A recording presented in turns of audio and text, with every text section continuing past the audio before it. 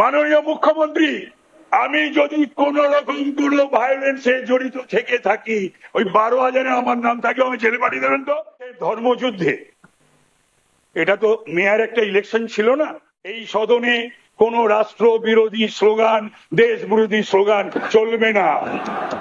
আজকে পোস্টপোল ভায়োলেন্সের কথা এদের মুখে আসে, নির্লজ্জ বেহায়া না হলে।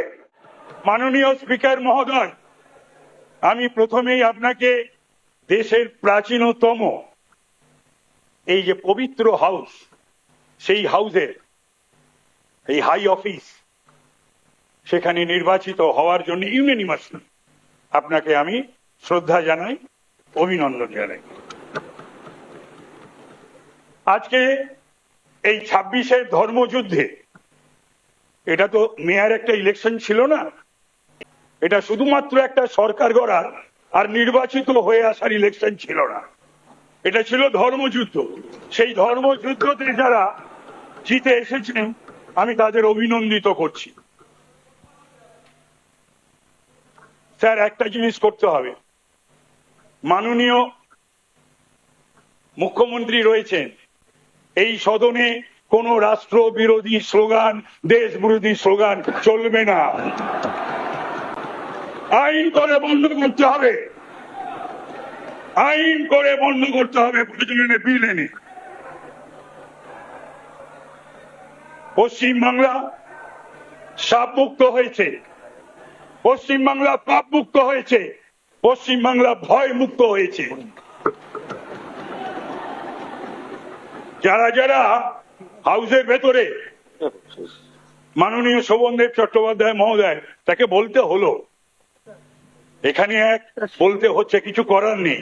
কালকে কেউ হাইকোর্টে গেছিলেন, আজকে সর্বভারতীয় তৃণমূল কংগ্রেসের সারা বাংলার দল, তার আবার সর্বভারতীয় সাধারণ সম্পাদক, সে ব্লক অঞ্চল থেকে বিজেপি প্রার্থীদের, থামুন, বলা যায় না, জানেন কিছু, থামুন, টাকা সব বলা যায়, এটা ও কিছু হবে না বলে উঠে লাভ নেই, বসো, উঠে লাভ নেই, বসো, না বলতে দিতে হবে।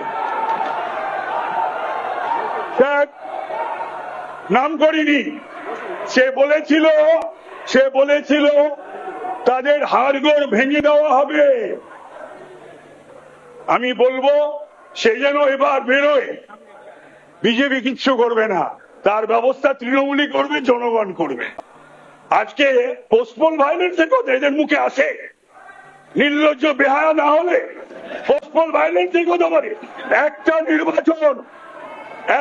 নির্বাচন হয়েছে পশ্চিমবাংলায়, রক্তপাতহীন, লাশহীন, এই সাইন দেখিয়ে রক্তের ওপর দিয়ে, লাশের ওপর দিয়ে, আজকে 150-র ওপর গুনতে হতো স্যার আপনাকে লাশ।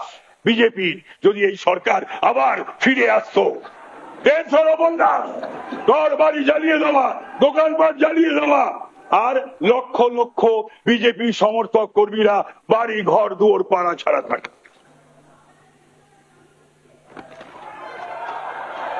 তো সুতরাং আমি বলছি না, একটাও হয়নি, হলে পরে 12,500-এর নাম থাকবে আমার, আমি জেলে যাব। আমি যদি, মাননীয় মুখ্যমন্ত্রী, আমি যদি কোন রকম কোন ভায়োলেন্সে জড়িত থেকে থাকি, ওই 12,000-এ আমার নাম থাকে, আমি জেলে পাঠিয়ে দেবেন তো, যেমন এদেরকে পাঠাবেন, আমায় পাঠিয়ে দেবেন। থামো, থামো, বলবো না, চুপ চুপ চুপ, চুপ করিয়ে দেবো,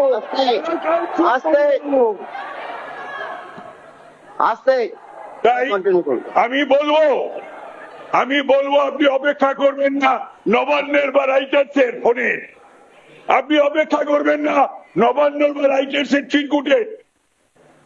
এই অগাস্ট হাউসকে অপবিত্র করেছে, এই অগাস্ট হাউসের পবিত্রতা ফিরিয়ে আনার দায়িত্ব আপনার উপর নষ্ট হয়েছে, আপনাকে সেই দায়িত্ব পালন করতে হবে। এই বলে আমার বক্তব্য শেষ করছি। জয় শ্রীরাম, ভারত মাতার জয়।